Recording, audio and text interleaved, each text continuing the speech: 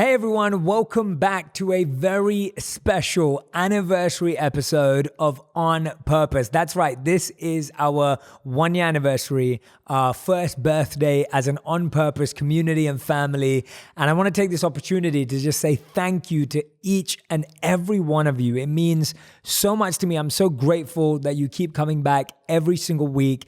And so many of you have been with us here for a whole entire year. And for this very special Valentine's Day 1 year anniversary birthday episode, I've brought back your favorite guest and my favorite guest, none other than my wife, Radhi and Shetty. Now, she was pretty hard to book. I had to work around her schedule and it was a long journey for her to get here. So let's welcome Radhi.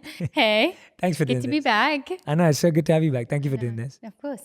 Yeah. I'm really excited. I love having you on the podcast, and the audience loved having you as well. You were our number one episode. And I can't believe that. Yeah, in the whole last 12 months. Are you not going to do a little dance for that? Yeah, okay. Yeah. But it was so nice because we got to talk about our relationship for the first time together. We got to talk about the challenges we've been through, what we've learned from, and everything that we've grown through together in the last nearly 4 years now that we've been married. Yeah. I can't believe it's been only a year though. It feels like we've had so much going on since that last episode. Yeah, and then we're going to update everyone who's listening. Yeah. We've got so many more things to talk about. So what we're going to do in this episode is we've had my team, our friends, and a group of other people come up with a list of themes and topics and questions that you and they'd like us to answer. So I'll be going through those rather than it being just a Q&A, and we'll both be answering these questions for you as well. Let's do it. Are you excited? Yeah, I'm excited to hear what the questions are. Okay. So I wanted to talk, this was actually something that people wanted us to talk about, which I think is a good place to start. So actually last year when you did this, I think you'd only ever done one interview before. Yep. And when we did this interview, I remember it was massively outside your comfort zone. Yeah. And I feel like just watching you over the last 12 months, it's been amazing to just see you become more naturally confident, more happy being yourself even on camera, because then we get to show everyone what I see every day behind the scenes. Everyone gets to see it for real. Yeah. But I just feel like it was this podcast last year was such a big step out of your comfort zone. It was. I remember being so nervous before it. And even though it was you and I speak to you every single day, and I think just when you're in front of a camera, it ends up feeling a little bit scary. But I just love that we got to have such a natural conversation, and it was really sweet. It was nice to share it with everyone. Yeah, and then literally a few months after, and this is one of your talking points that you want us to talk about, was our Red Table Talk experience. Yeah. So I'm getting ready. I'm trying to figure out what I'm going to wear and what's going on. And then, shall I tell this one? Yeah, you go. Okay. And then Radhi says, she's like, so what should I wear? Right? Very good question, normal question. I think I was cooking. I was cooking. I was making something, and then I was running really, really late. And I was like to you, what should I wear? What should I wear? What should I wear right now? And you were like, it doesn't matter because you're not going to be on camera. Just wear anything that you want. Just be comfortable. Wear wherever you want. So I had 5 seconds to get ready. So I threw on a t-shirt and jeans, and then you tell the rest. And so, no, but she skipped a detail. She's being nice to me. I literally said to her, I was just like, wear anything. It doesn't matter what you wear. You're not even going to be on camera. Yeah. Right? That's literally what I said to her, because it was meant to be an interview with me. And it was one of those moments that you live to regret as a husband and a partner, because I was literally like, it doesn't matter what you wear. Wear anything you feel comfortable in. You're not even going to be on camera. Next thing you know, we get out of the car. When we get there, we're both on camera from the moment we get out. Yeah. Jada turns up to greet us and welcome us and just, makes us feel so comfortable and welcomed and happy. And she's sitting with both of us. And literally after 5 minutes, her and her team are like, we think Radhi should be on the episode as well. And the only thing I can think of is, why did I say that? Why did I say that? Why did I say that? And then they're like, Radhi, would you feel comfortable doing it? How did that feel for you? It's a few months before you'd been on my podcast with me, and that was a big step out of your comfort zone. Literally, I think it was 2 months later you're on this, or maybe 3 months later. But how did that feel for you? Well, when she asked me, there was already cameras around us. So I was like, I can't really say no. And I think I was just scared because I also, when you need to mentally prepare for something, and I feel like I take a lot to mentally prepare for things that I'm doing or going on. And so Yeah, as soon as she asked me, I literally just felt like my whole body go into immense anxiety. And I can't remember, I think I said no, okay, within like the space of 2 seconds. But it was such a good experience because it really pushed me to do stuff that I would have never ever, like if they'd asked me separately, I would have probably said no. Like if they'd asked me beforehand and I had even time to think about it, I would have probably said no just because of my anxiety about it. But it was so nice to be kind of pushed and like completely shoved out of my comfort zone because then when I watch it back, I was like, God, I don't even, like I have no recollection of that moment that I was on there. I don't know what I was saying. I feel like I wasn't even very present at that time because I was so nervous, but it really taught me like afterwards when I was looking back, I was like, it's actually really so nice to be able to share things that you've learned and be part of something so special. And so, yeah, it was a really good experience for me. Yeah. Scary, but good. And there was the part where, so I went on first and we'd been having a conversation for around an hour and then they bring Radhi to the table. And that's when you were like, I could see you behind the scenes and tell us a bit about that. I was like pacing back and forth. I think I've never been so like, my whole hands were like so sweaty. I was like, I can't even describe it. I don't think I've been that anxious or nervous for a very long time. And then as soon as they said it's time for you to go on, I just had to completely drop, smile and like walk on as if I was completely okay. So, but no, it was again, like such a great experience. And they make it so easy because they make you feel so comfortable when you're sitting with them. So yeah, it was great. How can I be more productive? Where did I waste time today? I'm sure if you're a business owner, this is something you ask yourself daily. Growing a business is hard, especially when you're wasting hours moving data from emails to spreadsheets. Luckily, Zapier can help with this. Zapier is the easiest way to automate your work. It connects all your business software and handles work for you, so you can focus on the things that matter the most. This means no more wasting your time on tasks that you know could be automated, because that's exactly what Zapier was built to do. Zapier lets you instantly engage with leads, send them to a CRM or spreadsheet, then notify your team so they can act fast on every opportunity. That's why I love that my team uses it, because it simply allows us to focus on what truly demands our attention. And because of Zapier, we've been able to get more done. Zapier supports more than 1,500 business applications, so the possibilities are endless. What my team likes best is that it's easy to build the exact solution you need in minutes without writing code or asking a developer for help. This is simply a no-brainer. Don't waste time this year and choose Zapier. Right now, through the end of this month, try Zapier free by going to our special link, zapier.com/J. That's zapier.com/J for your free 14-day trial. Following your purpose and creating a life of service is hard enough. Having debt makes it so much more difficult. Today, I want to share a company that can truly help you. If you're carrying a revolving debt, that means you're not paying off your card every month and could be paying thousands in interest every year that you don't have to. Lending Club simplifies this area of life, and a company I support. Since 2007, Lending Club has helped millions of people regain control of their finances with affordable fixed-rate personal loans. With Lending Club, you can consolidate your debt and or pay off credit cards with one fixed monthly payment, which makes things so much easier. No trips to a bank, no high-interest credit cards. Lending Club is also the #1 peer-to-peer lending platform with over $35 billion in loans issued. Go to lendingclub.com/J. Check your rate in minutes and borrow up to $40,000. That's lendingclub.com/J. All loans made by WebBank, member FDIC, equal housing leader. So what we're going to do, as I said before, is we're going to go through these topics. So that was one of the themes and topics that people wanted to hear about. Here are a few more that I want to check out, that we want to dive into. Hit me. Let's start with this one. So this one was, after the honeymoon phase ends, how do you keep your attraction level high for each other and your relationship moving forward? Ooh. It's a good question. Yeah. When does honeymoon period end? Like what do people say that normally is? I don't know. I guess for most people, it's like 6 months, a year. Into marriage or into a relationship?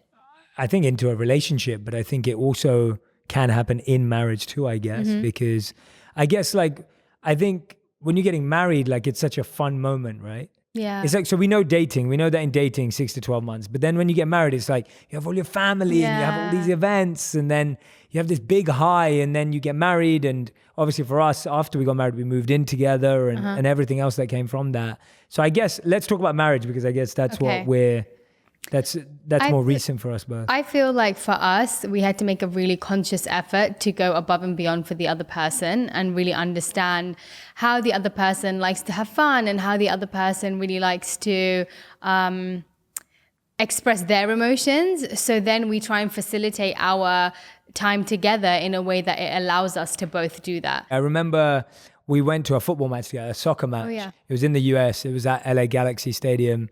And we left at halftime. Like that's all Radhi could do. Which is now good match. because now you go with people who enjoy that with you. Yeah, and I think that's part of it. Like, I actually like going to watch football or basketball. Radhi likes basketball. I love basketball. You like going to watch basketball together. But if I'm going to watch football, it's like I also want to watch it with someone who's going to get into it with me and get excited and be motivated. Yeah. And so I don't feel like, oh, she doesn't want to go with me, so then she doesn't care about what I care about, because it's the same way as I wouldn't want to go to something particularly that maybe I'm not interested in, whatever that is.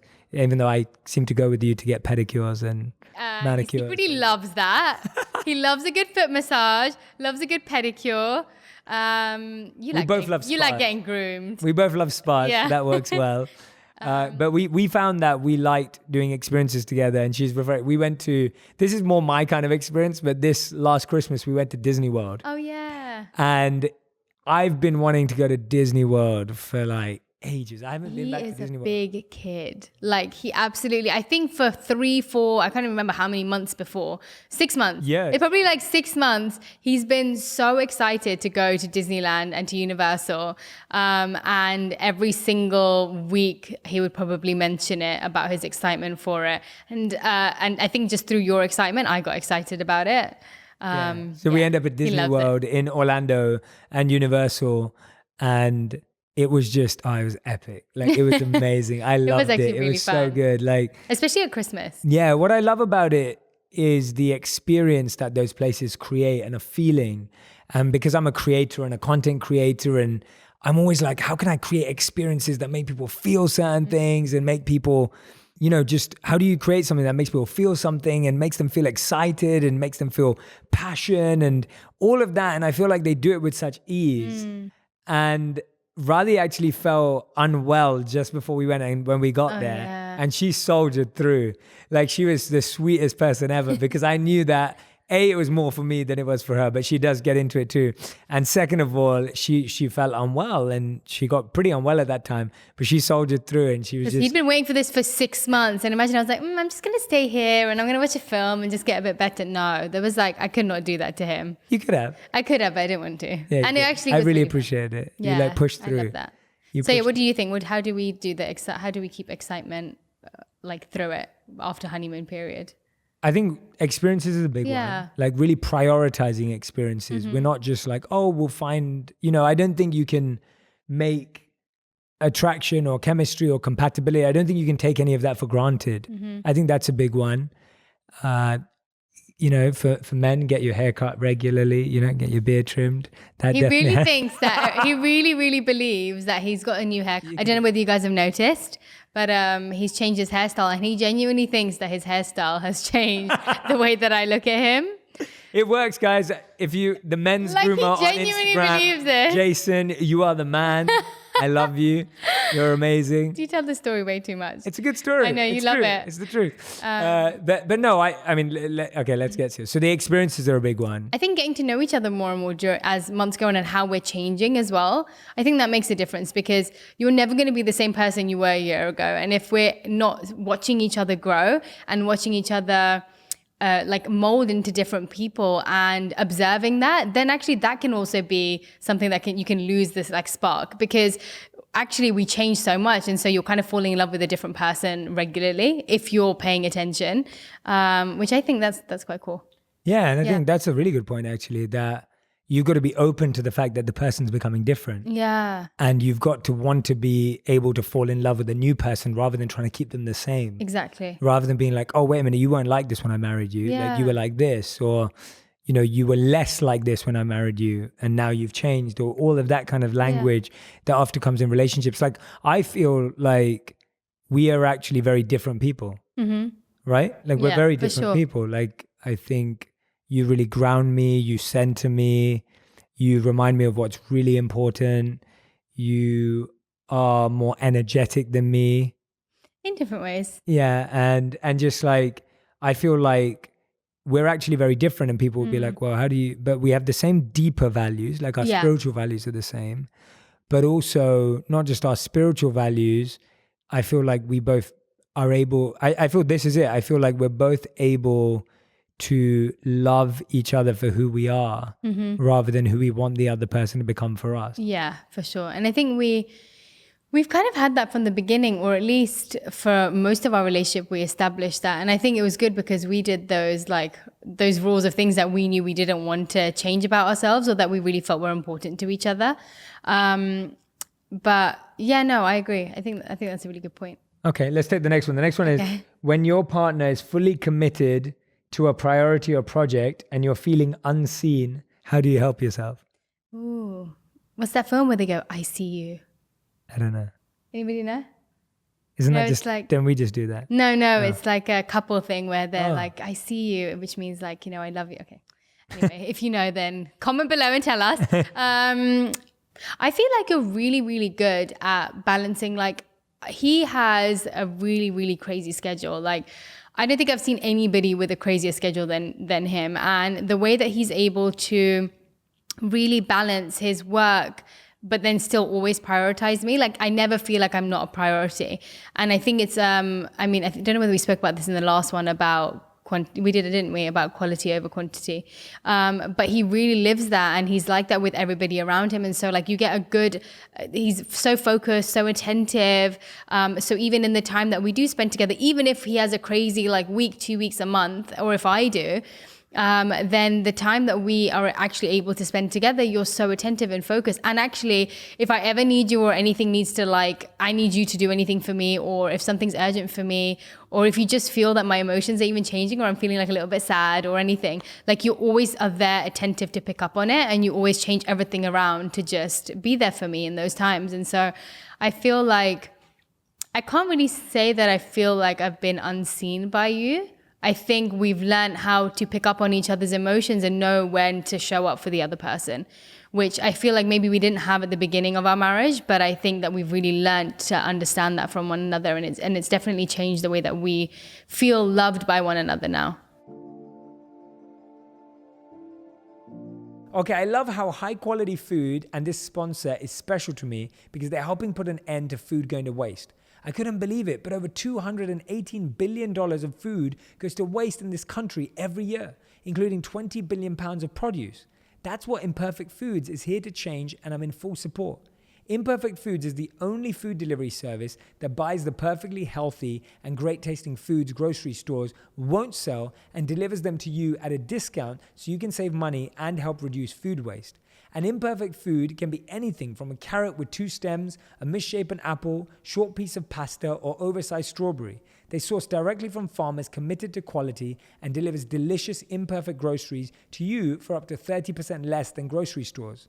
None of us are perfect, so why should we expect our foods to be? Imperfect Foods' flexible plans let you pick healthy, seasonal produce alongside grocery staples. So you can totally customize what you want, and I always get the organic box, which I simply love. I usually order hummus, blueberries, avocados, and other fresh produce. It's so simple, it also makes you feel good about helping support a great cause.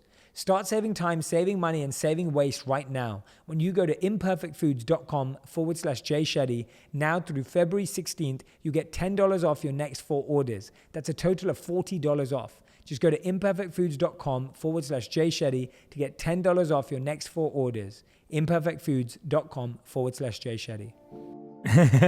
I just miss her every day. Like this year, she was in London for like a long time. Yeah, a month. She was with her family. She was with the restaurant she's been working on. Yeah. And she was gone. Like we didn't spend time together, I think, over a period of, I'd probably say like, there were like 6 weeks. We didn't actually properly see each other. Yeah, probably.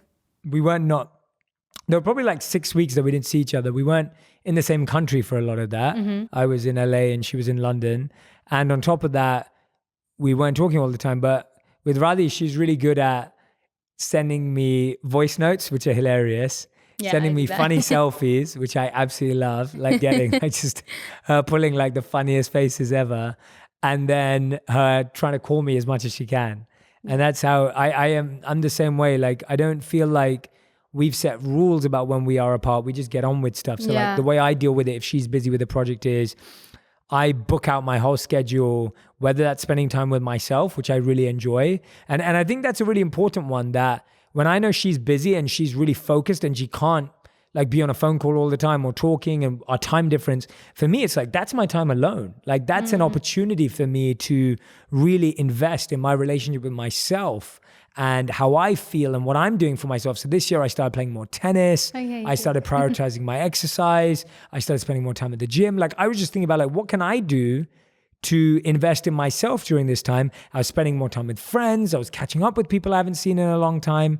And it's not that she's not available for a phone call or to talk to her or to message. It's not that. It's just, hey, here's my time to spend a bit of quality time with myself. And I think that's such an important thing. And I know you do it as well when I'm traveling for work and stuff. And I think we've both built that independence up.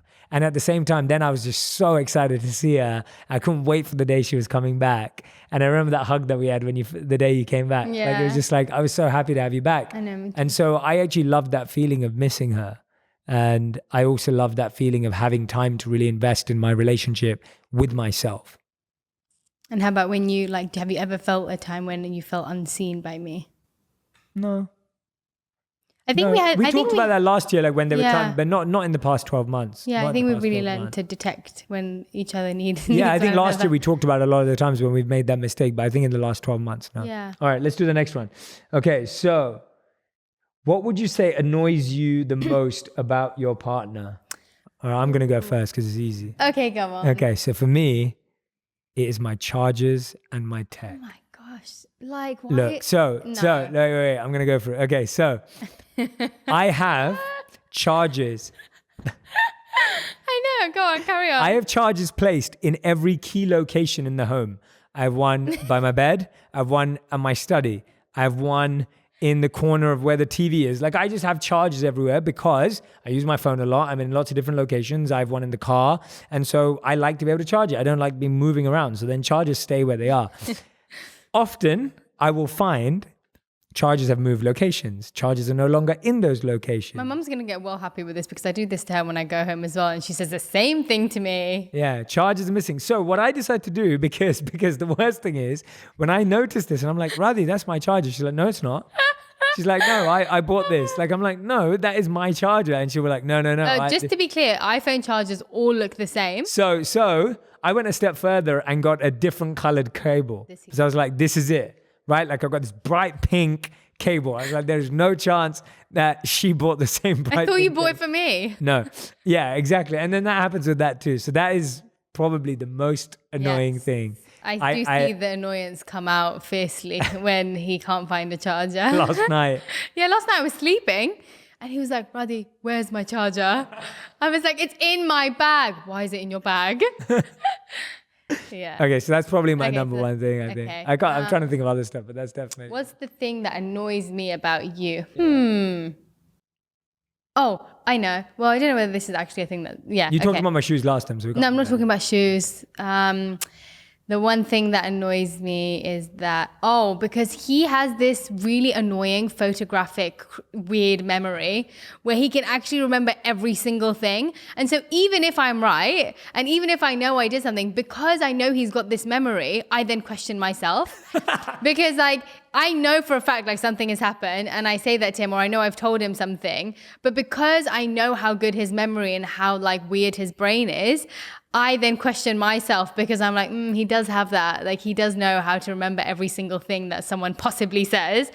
So then I question my memory abilities because of your like genius brain. That's not nice. So yeah, that's a bit annoying. 5 almonds a day, guys. My mum trained me. 5 almonds a day. Apparently, Ayurvedic remedy. Is it? No. Oh. But almonds do have that quality, yeah.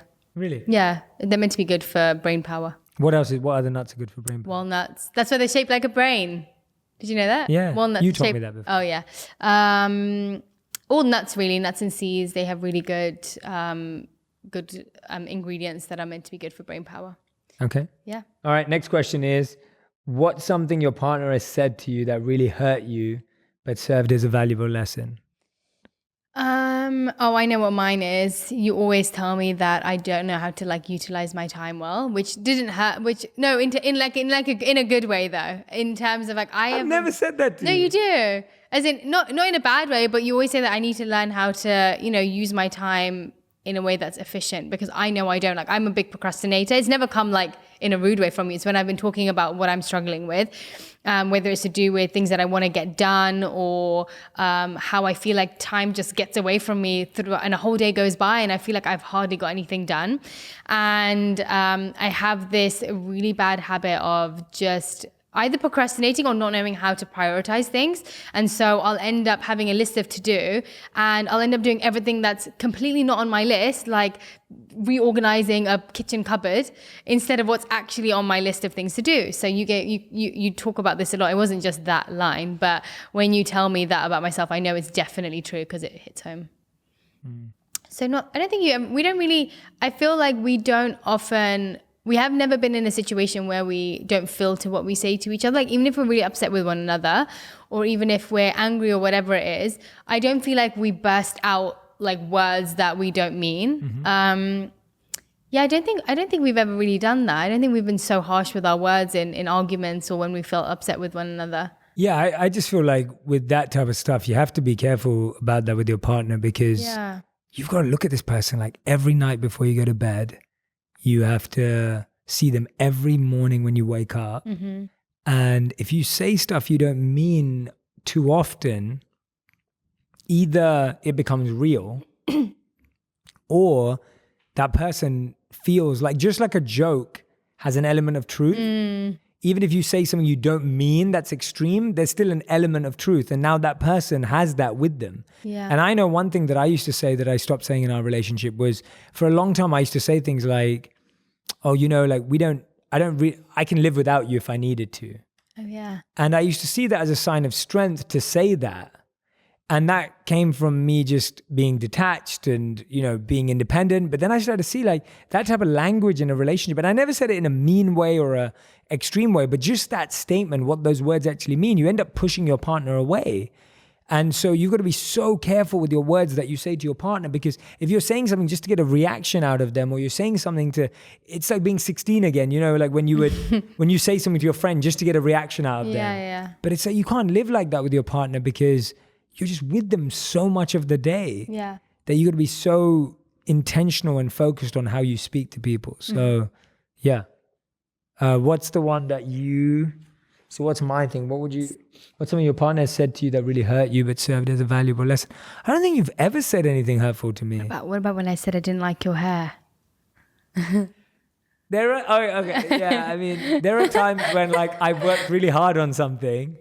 Oh yeah. This is it. Okay, go and tell me. I've worked really hard on something like a video, or I've been on a photo shoot, or we have a lot of those moments. Podcast logo or whatever. I've worked really hard on something, and I'll show Radhi to get her feedback, and Radhi is just so honest. Like, she is just honest. Like, she does not hold back. Like, she would just say it as it is. And in the beginning, and even there are sometimes now where like my ego gets hurt or when my emotions get hurt, but then I'm like, actually, I'm so lucky that I have someone who's so honest. And that's become a valuable lesson for me, because if she wasn't like that and she just said yes to everything I did, then I would never know whether if I was doing something was good or not. Whereas I know now, if I show her a video and she's like, I don't like that, then I'm like, oh, at least she cares to be honest with me, rather than just be like, oh yeah, that's the best video I've ever seen, and then we put it up and then no one likes it. And so for me, like, I've learned to value her honesty, and she's just raw sometimes. Like, she'll straight away be like, nah, that's terrible, right? But it's in a loving way, because it's out of care ultimately in terms of getting the right thing. So for me, I think that's the one. That's the one it is for me. So I actually value Radhi being honest with me, as opposed to either lying to me or just saying yes for the sake of it, or just to make me feel better. So that's mine. Okay, fair. Cool. Yeah? I agree. I do that. All right, okay. So here we go. What's the next one? Okay. How do you decide what you guys show to the public and what you keep private? Good question. I've been talking to you about this a lot, haven't I? I find I get asked a lot why I don't share like so much of mine and Jay's relationship on my page, whether it's like pictures or whatever it is. And I find like you're so sweet and you're so expressive on your page. And I feel you're like that, whether it's with me or whether it's with your friends or like whoever comes on your podcast, like you genuinely want to show appreciation and love on your page. And I think that's such a wonderful thing. But I think it's really good for people to know that there can be different types of people in relationships. And so that is him. And that's how he likes to express himself, along with being so expressive in person. That's how he is. Whereas for me, I don't know, there's a part of me that just likes keeping that to ourselves. But also I find generally, and especially for women, a lot of like posts online of people who look very, very happy together and, you know, that have a lot of relationship posts. It can actually agitate a lot of people who are feeling quite sad about that area of their life. And unfortunately, that is really prominent in society at the moment. Like a lot of people are really upset in their relationships or not dating and finding it really difficult. And so I often try and just avoid posting things that I think might just agitate people in that way, especially because love is the one thing that people are searching for so much. And so I do post things and I do post fun stuff with us, but I like to leave some of the stuff for just us for me to be able to say to you privately and not online. Yeah. That's just how I feel. And I feel it's, sometimes I've actually felt like, oh, maybe I should like write a really sweet post online and, you know, say to him, and I'm like, oh, but maybe I just want to write in his card. And then I write it all out and then I just delete it and I write what I actually feel like writing, which is something just sweet, light, and like just relaxed, rather than, you know, having that emotional outpour online, which I find a bit difficult to do. So yeah. And I think that's okay. Like it's okay to be both people. And I think there's beauty in how you are online and how you express yourself. But I feel like I just want to protect that part of me a little bit and not have that so much out there. Yeah. And I think for me, I'm always thinking about like, what can I share with you that's going to be useful to you? So if you're listening or watching right now, I want to make sure that anything I'm sharing in our relationship is actually helpful to you, is useful to you, is real for you as well. Like, why are we doing this conversation? Because we get to talk about what goes wrong, what we don't like about each other, what doesn't work, or not what we don't like about each other, but what annoys each other. You know, all of the things that we're talking about already right now. To me, I want you to see that. I want you to hear that, because I want you to hear that people can be different. People can have different opinions. They can have different priorities, but they can still love each other and they can still be together. And so for me, sometimes the reason why I share those messages is just because I'm like, this may be relevant to someone out there. And that's why we did last year's podcast. That's why we're doing this one, because I'm hoping when you hear it, you'll be like, oh, wait a minute, that's me and my boyfriend, girlfriend, partner, whatever it is. Like, that's me and my friend. Like, I want you to hear that and recognize that you can work through this stuff, that with work, with effort, you can actually get there. So yeah, that's how I decide what I'm going to share. Okay, next one. Have you ever felt pressurized by your partner in any way? I have to be honest and say no with this one, in the sense that I feel like you've been really great at coaching me through my growth in areas that you're more advanced. So when it comes to health, Radhi is far more health conscious in what she eats and her exercise routine. And it's beautiful for her wellness and how she sees wellness as this wholesome thing. And she's been that way since we've been together. And I have always focused on my mental health, but not as much on my physical health. And I've never felt forced by Radhi or pressurized by her to become someone I'm not when it comes to my physical health. I've always felt coached and guided by her. So I remember when we first moved to LA, she was the one like looking for a personal trainer for me, because she was like, I know that, you know, I told her that was the only way I would be able to get into that rhythm. And so she was doing that research for me. And then when it comes to my food, she's always making sure that whatever she cooks is right. And even though she loves spicy food, because spicy food is not good for me, she makes sure that the food she cooks for both of us is not spicy. And so I've always felt like very encouraged. And now that I'm at like feeling like the best I've felt ever, it's like I feel so happy about that, because I feel like I did it in my own time. I did it for myself. And I have a practice and ways of doing it that are right for me. And often when things are pressurized, it's very much like, well, this is how I do it. This is how you should do it. Yeah. And this is what you need to do. Whereas for me, it's like, I'm doing it for myself. I found my way of doing it and I did it in my time. And to me, having someone, especially your partner, who wants you to be healthy, but not doing it in a way that makes you feel bad about yourself. Like, at one point I was probably eating too much sugar or eating too much chocolate or whatever it was. And Radhi never made me feel bad about it, but she would educate me as to why it could be better. And I feel like being educated in that way is a much smarter way of helping your partner actually grow. Did you know that granola you're eating is the same as... That is literally how you teach. There's the same amount of sugar in this as this. And you'd be like, oh my gosh, I had no idea. Yeah, it's so much about education. I think with pressure, actually one thing that I thought of when I had that question was, I also don't feel like you've ever pressured me. And one of the main things for me was when we actually met, you were recently a monk before that. And so in my eyes, I was like, oh my gosh. And I was just kind of starting my meditation practice at that time.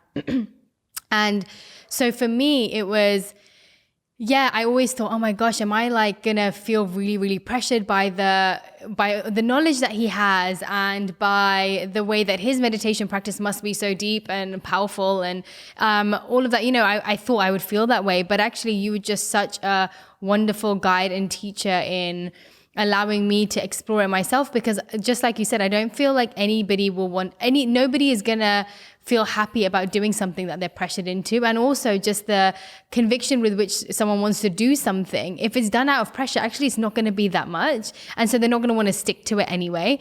And so I felt like that was such a beautiful journey that I went through by observing how you were in your day-to-day life, and then how your meditation practice and how your spiritual journey is what took you to become that person. And so for me, that was the greatest motivation for me to continue my journey in it, without you saying anything or making me feel a certain way about it.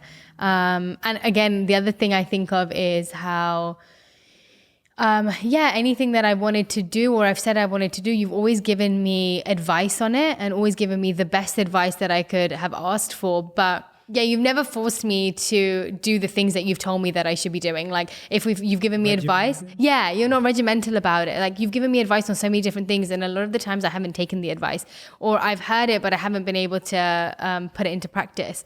But you just really allow me to find that journey myself, and you're always there to support me, which is what I think a partner should be like in that way. But you don't get annoyed if I don't do it, and you don't pressure me into doing it if I'm not ready for it. So yes, no, I don't feel pressured by you.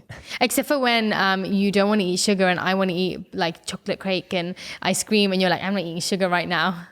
Then I feel sad. And a little bit pressured to also have to not have sugar. Which started from you. I know, it started from me, but So I like having sugar sometimes. He's like an all or nothing. So that's another thing, like, about our characters, which are so different. I can have a small bit of like chocolate every day, or like a small amount of something every day, and I will be fine. I will never have to finish it. I can just have that small amount and be very happy. If we're having sugar, it'll be like, we go to the ice cream place, Cocobella Creamery, the best vegan ice cream place ever. So we'll go there, and he'll be like, okay, could I please have a chocolate fudge ice cream with triple or quadruple chocolate sauce, triple chocolate chips, triple sprinkles. That's a good a chocolate brownie that's heated up. And basically he has the same amount of sugar for like a month that he should in like one day. Well remembered of my order. I know his order. That is exactly my order. We went there the other day and they were like, oh, you've got 600 points.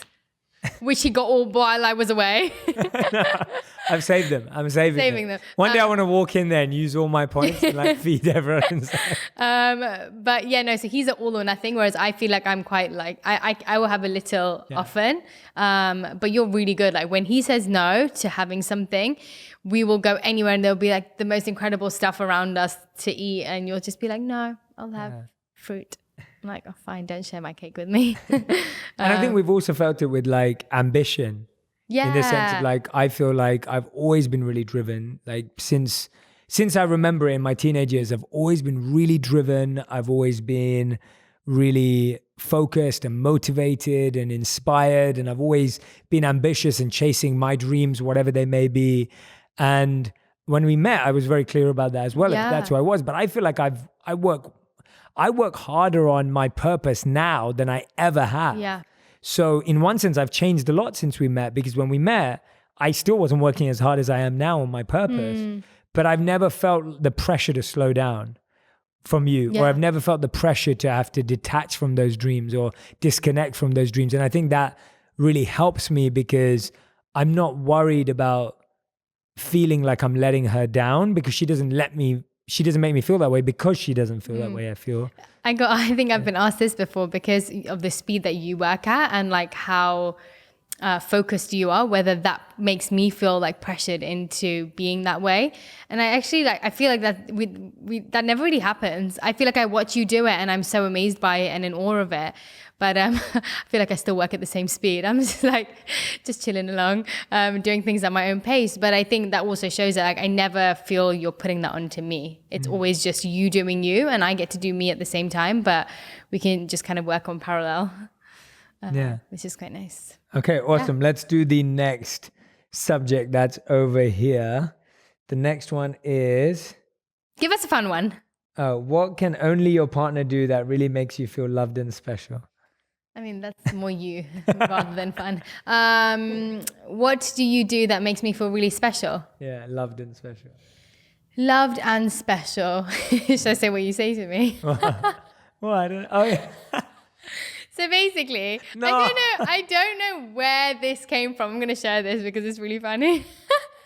I don't know where this came from, but one day he came and he like whispered in my ear. Was it like while I was sleeping, which also could have been a bit creepy, but he came and whispered in my ear. He was like, "You are loved, you are cherished, you are," no, was it? You don't remember it. You are loved, you are cared for, you are cherished like a little cherub. And then since then, I know he says a joke, but really he feels like it actually makes me feel a bit cute. Like I like it. So since then, every time I feel like I'm getting stressed out or he sees me getting a bit worked up, like if I'm cooking in the kitchen for like 50 people, he'll come up to me, hug me and say, "You are loved, you are cared for, you are cherished like a little cherub." So that makes me feel kind of cared for and loved. And what else do you do that I feel loved and cared for? Just every day. He's just, like I've said this before, but it's just an ongoing thing with him. Like he's just always very loving and caring on a daily basis that there's never really a need for like special gestures or like crazy stuff because I feel like it's just stable and he's just I always feel supported and loved and cared for by him because that's just how he is. Yeah, for me, we talked about this last year where we talked about like love languages and things like that. But it's interesting how even the love languages are so much deeper than just the way they're spoken about. So I was always a gift person growing up, which I spoke about last year. But we both live a life where we both don't live for gifts anymore. Like if I want something, I buy it for myself because I need it at that time. If Radhi wants something, she buys it. So we don't give each other gifts at all anymore, as in physical objects or gifts. Because we know that if we want something, we'll get it for ourselves, or we don't really have a need for a lot of stuff. Like we don't have a lot of things in that way in our life, I feel. But for me, the biggest one has been the way Radhi has understood my love language in the deepest way. So in the last 2 years, and we spoke about one of them last year, but Radhi has thrown me 2 of the biggest surprise parties. I have. And one was for my birthday, which was when we first moved to LA. Yeah. But last year, it was after my live show. Yeah. And so I want to talk about this for a moment because it was so important. So I did my first ever live show in LA. Nearly 2,000 of you showed up. It was packed. It was at the Ace Theater. My team and I had worked for 6 weeks to prepare this incredible show that we were absolutely so proud of and in love with to put on stage. I'd been practicing with my team for like 8 hours, 9 hours a day for a week beforehand. And then you're on stage. I was on stage for about 2.5 hours. We had this incredible show. People traveled from like Japan and Australia and London and from all over the world. And people really had this phenomenal experience. And then you experience something really unique. So just think about that for a moment. You've put all this effort into building this thing. You then experience it with thousands of people. And then you're grabbing your bags, you're grabbing your clothes, and you're getting into the back of an Uber on your own. It's like one of the weirdest experiences ever where you go from this real high to then almost being in completely the opposite scenario. And on my way home, I was like, wow, now I realize so many of the people I coach, so many people I work with, so many people I know who live these much more extreme highs than I do. Like they have like 80,000 people, 100,000 people in, their audiences or whatever. And then all of a sudden they're spending time alone without that buzz and rush. And I was thinking, there are so many people that get dissatisfied by not having that all the time and feel lost and confused. And I was thinking about the most important people in my life. And I was like, well, I'm going back to my wife who loves me. And, that's such a fulfilling feeling. And I was like, I have friends, but anyway, I'm going home. And when I get home, I walk through the door and there's like, everyone I care about is in that room. Literally all my closest friends are at my house. There's this big surprise. Radhi as always has cooked like this incredible meal. She's got like these amazing balloons that spell out JS Live. She's got this amazing chocolate cake. And it was just like this really fulfilling feeling that I'm so fortunate to have an incredible group of people around me that love me, that really care for me, that are going to stay at my house till midnight on a work night to celebrate my day with me that I've done this event. And Radhi's just figured out a way of giving me the gifts that I can't buy myself. And I think that's what a gift really is. Whether it's an object, whether it's a thing, whether it's an experience, a real gift is giving someone something they can't give themselves. And you can't organize a surprise party for yourself. You can't organize a party for yourself where you tell all your friends to come and surprise you if you know it's happening. And she's really figured out the depth of the love language of the definition of gift, in my opinion. Right, but don't be expecting this like every year. I'm expecting it every year now. It's happened the last 2 years. I'm like done. It always happens around November. Honestly, there's something about November. Honestly, 2 months after my it's birthday like, gives a bit of time. I cannot explain how much I dislike organizing surprise birthdays. But you do them really well. Like, you're really good at it. Yeah, because I've done like 2 for you now. Look, if you want to hire me to throw your girlfriend, boyfriends, or your own surprise party, then I'm available and I have all the contacts, because I've done it twice for him now and it took all the energy that I could possibly imagine that I had. They were amazing, though. Thank you. But yeah, no, that was also like for me going out of my comfort zone to do something I know that he would have been really happy about, because I'm not an organized person and I find those things really difficult and stressful, but it was definitely worth it. Because you came in and you were actually so surprised. I thought you knew, but I made all of his friends and us like all rushed out of the event. Like, okay, cool, peace, see you later. I'm a bit tired. I'm going to go to bed. And then everybody waited here for a really long time for you to come back. Everyone who waited. And it was really sweet. Like, it's really special. Perfect. Thank you so much. And that's one of the things, actually, I want to talk about that for a moment. This is that when we first moved to LA from New York, literally everyone who heard that we were moving would say to us, you know what people are like in LA. Yeah, that's so true. Like, they're like, you know that everyone in LA is superficial. You know, everyone in LA doesn't really care. Mm-hmm. And we heard that so much. And I've always had this rule in life for myself that no matter what I hear from someone about something, someone, or anywhere, I won't trust it or base my opinion on it until I've experienced it myself. Yeah. And I've always had that rule. So if someone tells me this is an amazing holiday destination, until I've been to that place, I will not agree with that. Yeah. If someone tells me this person is not nice or is nice, I will not agree or disagree with that until I've met and experienced that person. Yeah. And also actually spend time with them, not just spend time with them in an elevator or something like that, like actually spend quality time with them. And so for me, I was like, well, if you think that about LA, or loads of people think that about LA, I'm not going to let that define LA for me. I'm going to define LA for myself. And I have to be completely honest, like, we have met some of our closest, deepest friends, and so many of you I know listening and watching right now, some of our deepest and closest friends we found and made in LA. Definitely. And I know Radhi feels that. That's what she feels at home here. I know I feel that. That's what I feel at home here. You know who you are. And that's such a special thing, that these stereotypes and these broad generalizations we make about people or places are not true. They become what you want them to be. Mm-hmm. And I really feel in our life that LA has been such a beautiful place for both of us to find our purpose and create our purpose and live our purpose.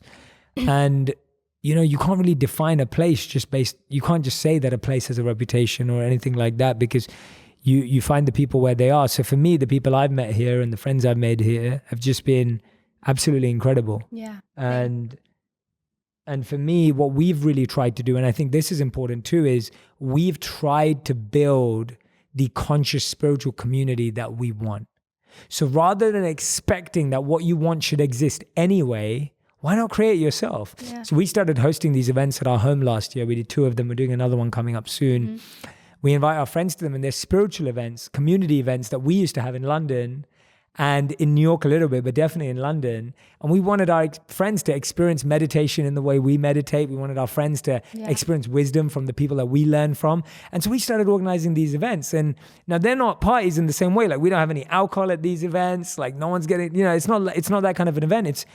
It's an event where people feel that they can connect with themselves, a place where people feel they can connect with their consciousness and have a deeper experience. And that was the experience we wanted to offer our friends. And thankfully our friends love that kind of stuff. So it's worked out. But I just think it's so important that we don't expect things in a place, but you go and create for yourself. Yeah, I love. Cool. All right. Okay. Next one that is on the list. What are some telltale signs that your partner is upset? Yeah, he's pretty obvious. If he's mad, he'll sound mad. If he's sad, he'll sound sad. I'm pretty... If he needs chocolate, he'll sound like he needs chocolate. Yeah, I feel like you kind of just...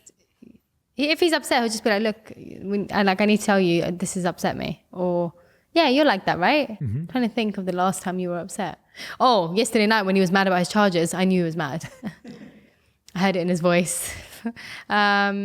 Yeah, I don't think we're very hidden with it. I think I'm probably a little bit more hidden than you are about it. Radhi just goes quiet. Yeah, I go quiet. Or I'll see her on the balcony crying.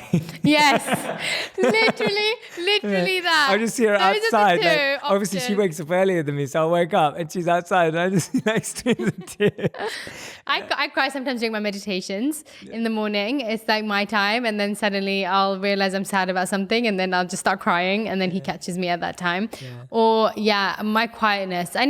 We spoke about this last time, but I need time to process. So, but you also tell me when you're sad about something. Yeah, sometimes I'll be like, I'm sad. It's not about you. Yeah, but I'm sad. That's also very useful. This happens a lot. This is a useful note, because I get so, I think we're all, in one sense, we're all so self-centered that we always feel like people are sad because of something we did.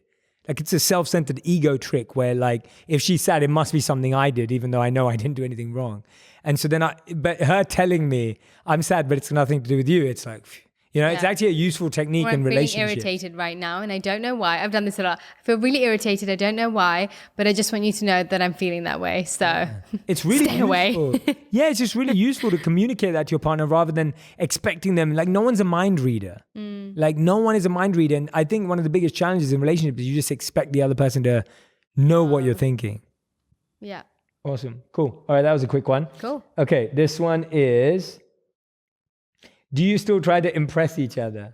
Yeah, probably. I feel like it's just like an unconscious thing that you do, where it's unconscious, subconscious, one of the consciouses, something conscious thing that you do, where it's like, whether it's your outfit or whether it's like something you've like done or made, or like if I've cooked something. I think there's always an element of wanting the other person to approve or to like it. Yeah. I think that's natural. Yeah. Yeah, I like it too. Yeah, definitely. Like, if I'm wearing something or I've achieved something or whatever it may be, like, I love that. And I think it's an important thing to have. Like, I feel like you should feel like that, right? Yeah, it's like, and impress in the sense of, it's not about getting the other person's validation. Yeah. But you want your partner to like be excited, acknowledge, be excited for you, recognize you. And I love that feeling. Like, and I think if I didn't feel that way about her, then you're going to find other people to impress and you're going to want to impress other people. Yeah. And so I feel like it's an important quality to have. And I feel like you lose that energy and the spark if you stop trying to do that to each other, because that's how you were when you first met. Like, that's what you tried to do when you first met. And if you stop doing that, it's not about validation. That's not the ego one. It's about knowing that you love someone and always like... And knowing that the other person is excited when you're excited too. Yeah. All right, cool. Next. You don't want to add anything? Oh. No. Okay. Let's go. All right. Okay. Power through. So, what do you like most about your partner's sense of humor? Oh my gosh, guys. So I feel like most of you only realized this when he went on stage at the live show, if you were there. But he is actually really, he's become really funny. Actually, you were funny-ish before, but like he had a lot of dad jokes. But now, oh my gosh, he's taken his humor to another level. I don't know where it's come from. But like at the live show, you were on fire. I was laughing so hard. And most of the time I'm like, this is funny. But I was actually crying with laughter. Like, you were really good on stage. And I feel like when you're in your element, all like different sides of you come out, and you really like, you come into who you like fully are on stage. And that was really cool for us to see. And I had so many people message me about how funny you were on stage, and that they had no idea that you had humor in you. But that was really cool to see. What was the question again? What do you like most about your partner's sense of humor? Oh, yeah. Now he really knows how to make me laugh. Like, even if it's really silly stuff, I can't even think of it right now, but you definitely know how to make me from my belly laugh, not just, that was cute.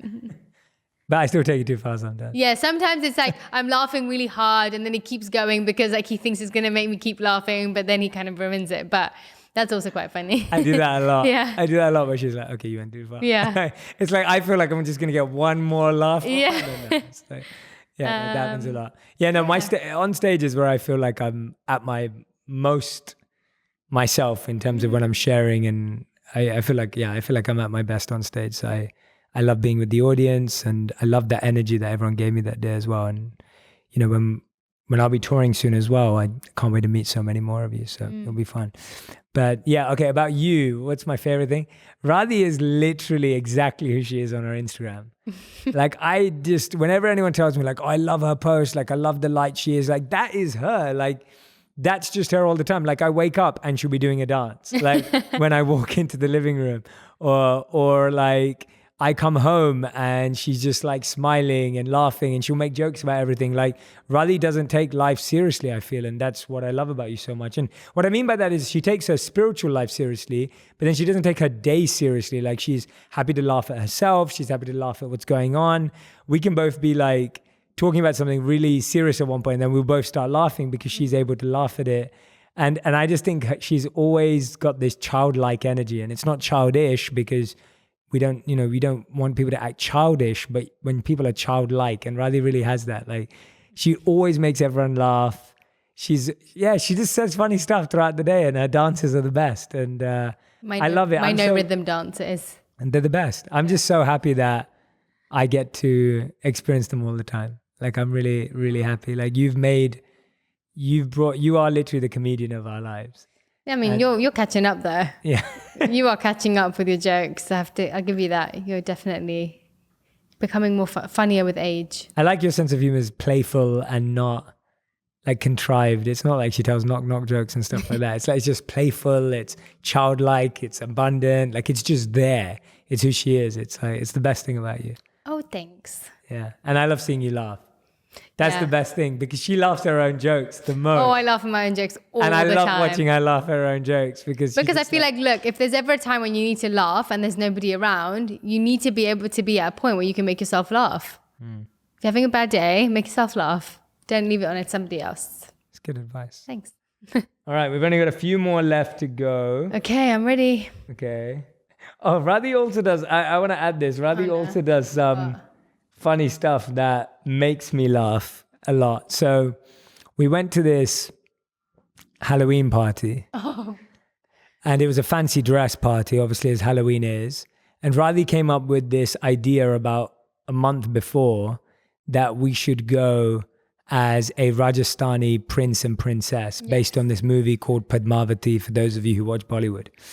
And so Radhi came up with that idea. I would probably gone as Batman or something average. So I was like, okay, yeah, that's cool. Like, it's different. Let's do it. You tell the rest of the story. So I thought of the idea, and then obviously you either have to do it fully or you just end up looking just odd. So I thought, okay, let's go the full way. So that meant having pretty much like a bridal Indian outfit on. And he was wearing basically a groom's outfit for a wedding. And in theory, it looked really cool in my head, which it did, but it was so heavy. Like, my headpiece, the skirt, he had to push me into the car. It was so big. I had to lift my dress into the car. Then I lasted about 30 minutes at the event, and I was like, I have to go home. I literally cannot lift this anymore. My head was hurting. The skirt was too heavy to like move about in. So I lasted at that party for 30 minutes, came home, undressed, got into my PJs. So I walked around the party for the rest of the night as a single Indian prince in this hat with my sword, wearing an Indian outfit. Yeah, he had a sword. He got it's a like, sword. I only looked good when I was with her. Like, it only looked good as an ensemble, like together. But me on my own, it was not cool. So that was, everyone was like, "What are you doing?" It was horrendous. It was so horrendous. I don't know how I didn't think about that part. Yeah, I got overexcited. I find that stuff so funny about you, though.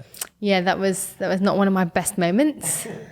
Okay, so this question is: what are you proudest of your partner from the last 12 months since the first podcast? Oh, okay. So definitely the live event was one of them, because you also showed people that you made them laugh. So that was cool for me. And then the other thing was obviously your book, because I've been watching him work on this book for, gosh, how long have you been writing it for? 12 months. 12 months, yeah. He's been writing it for 12 months and I've only read bits of it. But from what I have seen, it's just been so amazing. I want to see his dedication to the book, how authentic he's trying to make it, and also just how you get to see and hear a different side of him. Like, I feel like this podcast, you show yourself in a certain way, and on your videos you have another part of you. And this book, I feel like, is a completely different side of you as well, that people are going to be able to experience. And just the amount of energy and time and effort you've gone into really make sure it is like the best quality stuff in the book. And the bits that I've read, I just think it's going to be what I love about it is that it's literally made just to really help people like find their purpose. And that's the thing about you, like and I know I think you said this the other day, that like your worst fear and like your worst nightmare is for people not to live their potential, whatever that potential is, big, small, whatever it is for them, like for them to live their potential. That's your like dream for everybody. And so I really think that this book is like almost your first step in like serving those people to really help them find their potential. And I think it's just such a beautiful book. And yeah, just seeing you go through that process was really, really interesting, because it's hard work. And the hardest thing. Excited for it to come out though, and like see everyone's reaction and feedback and how it's helped people. So yeah, that's definitely another huge highlight. Yeah, it was definitely the hardest thing I've ever done. So I appreciate that. Thanks. I love you. Yeah, that's it. But for Radhi, she's one exam away from being an Ayurvedic health counselor. If I pass, yes. Which is amazing. She will pass. I know she's been working really, really hard. Like, I see her revising, and I always think like, I'm so happy I no longer have to revise. Like, work is hard, but revising for exams was so stressful. Like, it wasn't a fun feeling. Like, now I'm like, my work life is fun, obviously. I love it, and it's challenging, but it's not an exam. Like, there's something about exams that so Radhi still does exams because she's amazing and wants to learn. And what I love about her desire to learn, it's not just to get a qualification or to get a title. It's like, she really has this belief that she wants to know and learn and deeply understand something before she teaches it. And I love her integrity for that. I love her authenticity for that. I think it's a beautiful quality that she has, that she never wants to mislead anyone. She never wants to give someone a little bit of information. She really wants to feel like she has a full grasp of something before she tells someone else to do it. And I think that is such a beautiful quality to have. And I really, really respect it. So that's been amazing to watch you do. And watching you create a full menu for a restaurant in London that we both tasted and went to check out together, and the food tasted amazing. Mm-hmm. And Radhi designed the whole menu, and I know she's been testing recipes. She's been working on this project for like 3-4 years. Forget the last 12 months. Like, she's turned up at food events. She's turned up at food festivals where she's like making food for like hundreds and thousands of people that are coming to eat. Like, she's done that time and time again to test her recipes. Like, the amount of effort that goes into creating a recipe, like one recipe, it's like thousands of people have had to eat that before she knows if it's right. It's not just like, oh yeah, Jay likes it, it gets on the menu. It's like she's, cooking for so many people to test it, and to finally have that menu and to taste that with her, and just to be so impressed by what she did. It was just amazing. Like, what an amazing achievement. Yeah, that was and it was so challenging in so many different ways, working across time zones, having to travel back constantly, like cooking in her parents' home, cooking at events. Like, there's so much to it that I just respect you for just how amazing you are at being dedicated to wanting people to eat healthy, tasty, nutritious food. Yeah, that was a fun process. Yeah, really proud of you for that. And so many amazing people involved in it too. Yeah. So that was fun. But really proud of you. Thanks. Yeah. Yeah, it's fun to see it unravel and actually open. Yeah. And okay, so we're now at the final section where my Okay. team have asked us to fill in the blanks. Fill in the blanks. Which means I have to say these sentences, which I've never seen before. Okay. And apart from when I looked at this just now. And we have to end with the word that we both think. So we'll do one word each at the end. Does that make sense? Yes, makes complete sense.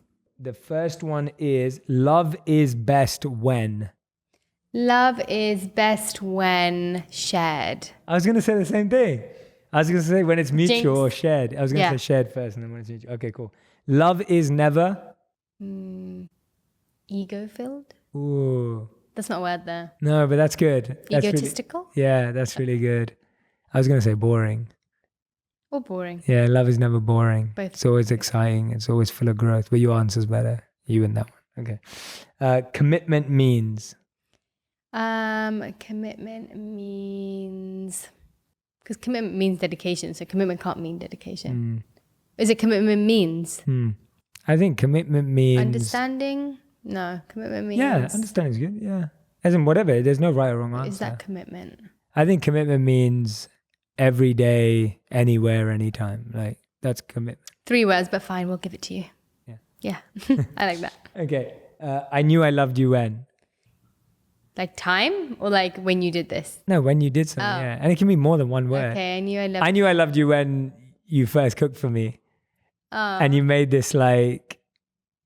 You made a chocolate croissant for me. I didn't make that one. Oh, you didn't? Yeah. That wasn't me. But the rest was. As in, no, you made the whole... She made... It wasn't someone else. It was... She had asked... I'd asked someone to make it. Yeah, that's because I didn't know how to make pastries at the time. Yeah, no, that wasn't it. That was a wonderful moment though, but... I loved you when you were when you... Well, I always loved the teacher side of you. Like I feel like I really appreciated and valued you and loved you when you were my teacher and guide. A successful marriage means sacrificing. What? Say that one more time. A successful marriage means sacrificing. We don't like the word sacrifice, do we? No, we don't. So nothing. We don't. I don't like the word sacrifice. I don't think I've sacrificed anything. No. Yeah, no, I'm missing that one. Sugar. Go. Okay, fair. All right. Building a family with you makes me... Like excited? I don't think it's something better than excited. I'd say grateful. Yes, that's a good one. Yeah, I feel grateful. I take that. I just know that having a little you in my life with you guiding them will be really... Oh, that's going to be drama. Okay, go next. Okay, so this is your final 5. Okay. I'll answer them as well. So who is your favorite family member? My grandma. Okay. Ba. Yeah, mine has... Everyone loves her. Yeah, mine has to be my sister. Yeah. Yeah. For sure. Okay, We love her. top 2 favorite restaurants. Top 2 favorite restaurants in the world? Yeah. My mum's house. Won't give her address. But definitely my mum's house. And the second one, all of mine are in New York actually. Divya's Kitchen, ABCV, Hungawi. No, that's it. Okay, fine. I'd say Our House Yeah. and ABCV. Okay, yeah. Actually, I've got a few more too, but yeah, that's good. All right, okay, awesome. What song does your partner have on repeat? Right now? I guess so, yeah. Oh, I think Radhi's song on repeat right now is probably some like soccer song or like some sort of like some like reggaeton song or something like. But also Jahnavi. Oh yeah, okay. Meditation music. As in, just Jahnavi's voice is amazing. Radhi's YouTube. My YouTube is like a is literal. The best. You know when he goes like recommended for, it'll be like meditation music, kirtan, songs, and then like soccer music and like. Girl, you're a party animal. Yeah. Like literally, it shows where my mind's at most of the time. Yeah. But Jahnavi Harrison is literally one of my favorite artists. She's actually, people ask me about this a lot. She does the most incredible meditation music, but also just the way that she puts instruments together and everything. Like, it's just amazing. So definitely her. Soccer music. And actually right now, Justin Bieber's new song. Okay. And what about mine? Are we answering about each other? No, just kind of like. What song do you have on repeat right now? Have I heard you listening to music lately? So for a while it was that Rhythm of the Night track from the Bad Boys 2 soundtrack. Oh yeah. Ritmo, I think it's called, with J Balvin and Will.i.am. And then there's a lot of Drake. I listen to a he ton of loves Drake. Yeah. Loves Drake. Got Yeah. Drake. I can listen to a lot of Drake. Okay. Cool. What was the last kind thing your partner did for you? The last kind thing you did for me. You packed my suitcases on the way there and back when I was rushing and I was busy. Usually I pack my own suitcases, but you helped me out with that. Yes, I did. That was big. What did you do for me lately? This morning. Oh, you ordered me juice. Ruler, thanks for that. Yes, so not you. So no, not today. Yesterday, what did you do for me that was nice? Oh my God. Joking. You always I get like tension in my head, and so you always give me a really good head massage. I'm not sure you did that yesterday, but most days. I did. While watching the movie. Yes, you did. Yes. Yeah. Okay. Said that. All next. Right. Okay. And the final question, what is your partner's biggest goal for 2020? So what goal did you 2020? It feels like it has to be a big year with 2020, doesn't it? What's yours? What's your biggest goal? What's yours? Oh, are we not answering for each other? You can. Okay. My biggest goal for 2020 is to figure out exactly what I want to do. Nice. Because I don't know yet. I love it when it's so cute. This has been my goal every year. But this year, 2020, feels like it's going to be really special. And so this is the year I'm going to launch my blog. That's for sure. Soon. I'm going to figure out exactly what I want to do. And I'm going to be really productive. And your goal for 2020 is? My goal is the year of the book. Yes, so for me, I've spent so much time writing this book that I just want as many people as possible to read this book because, I've just put everything into it. So cool that you have like everything down of like what your focus is. And I'm like, we'll see. I love you for it. No, I know. I'm just saying it's like, it's just really different. Okay, cool. That Amazing. Sounds great. That's it. Is that it? Yeah, that's it. We Made did it through number 2. We did it. High five. That was great. Happy 1 year to everyone who's been listening, whether you started listening on day 1 or whether you just started listening today. I just want to welcome you to the On Purpose family from me and Radhi. It's been a phenomenal journey so far, and we've just got started. We've released 2 episodes every week for the last 12 months. Woo! We've got so many episodes for you to listen to. Incredible interviews with some of the most fascinating minds, some of my best friends, some of the closest people in my life, and then weekly wisdom workshops where I'm guiding you through an incredible journey. Don't miss out every Monday, every Friday. If you've already subscribed, thank you so much. If you haven't, make sure you do. And if you've already reviewed us, if you're one of the 12,000 people that have left a review, thank you. And if you haven't, please leave a review on the podcast. It makes a huge difference on Spotify and Apple and on all other platforms. And from me and Radhi, thank you again. Radhi, thank you for doing this. I love having you on. And it's so much fun to do these with you. Thanks, guys. I love you so much.